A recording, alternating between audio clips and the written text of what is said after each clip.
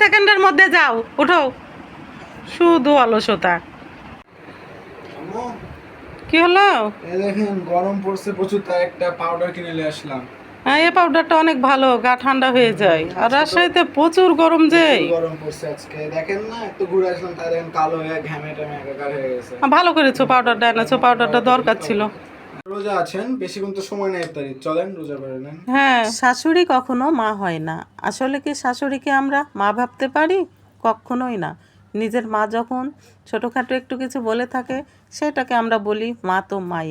আর যখন শাশুড়ি বলে থাকে, তখন ছোট্ট একটা কথাকে অনেক বড় করে দেখি। আমরা একবারের জন্য ভাবি না যে আমরা একসময় শাশুড়ি হব।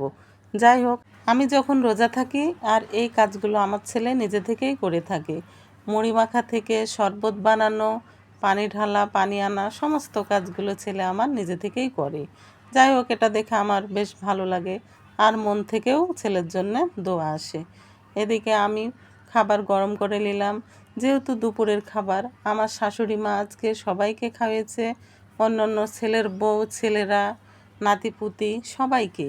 আর আমি যেহেতু রোজা আছি, সেজন্যে আমি আজকে ইফতারিতে খাবো, যেহেতু নফল রোজা সেজন্যে। আর আমি অসুস্থ ছিলাম, এজন্যে রোজাগুলো আমার একটু দেরি হয়ে গেছে। অন্যান্যবার তাড়াতাড়ি হয়ে যায়। প্রত্যেকবার আমার বাড়িওয়ালার আমি একসঙ্গে রোজাগুলো করে থাকি। এবার আমি অসুস্থতার জন্য আমার বাড়িওয়ালাকে বললাম, তুমি আগে করে নাও। তাই আমার বাড়িওয়ালা একেবারে শনিবারে ধরেছে, আর বৃহস্পতিবারে এক কথায় 6টা রোজা কমপ্লিট করে সে ছেড়েছে। এর জন্য যাই হোক, আমি একদিকে শান্তি ছিলাম। দিয়ে আমি যেহেতু সুস্থ হওয়ার পর এক কথায় আমি রোজাগুলো করছি। এদিকে আমার শাশুড়ি মা আমাকে বলছিল যে আজকে রোজা থেকো না, যেহেতু আমি খাওয়াবো। আমি বললাম, আম্মা আমি সন্ধ্যায় খাবো, সমস্যা নাই। যেহেতু এই রোজায় একটু টেনশান থাকে যে কখন হবে, কবে হবে, কবে হবে, তাই আমি এদিকে অস্থির। এদিকে আমি ইফতারিতে বসে গেলাম। আর আমার পোলাওয়ের সঙ্গে বুটের ডালটা অনেক ভালো লাগে, তাই সেটা দিয়ে আমি প্রথমে খাচ্ছি। আমার ছেলে বলছে, আম্মু গোস্ত লাও, গোস্ত লাও। আমি বলছি, লিচি বাবা, ডাল দিয়ে আমার ভালো লাগে।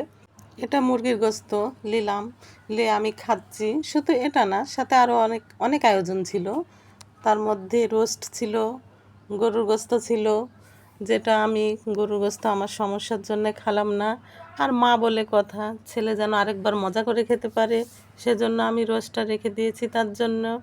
আর আমার শাশুড়ি মা যেন আরও অনেক অনেক বছর বেঁচে থাকে, ভালো থাকে, সুস্থ থাকে, তার জন্য সবাই তোমরা দোয়া করবে।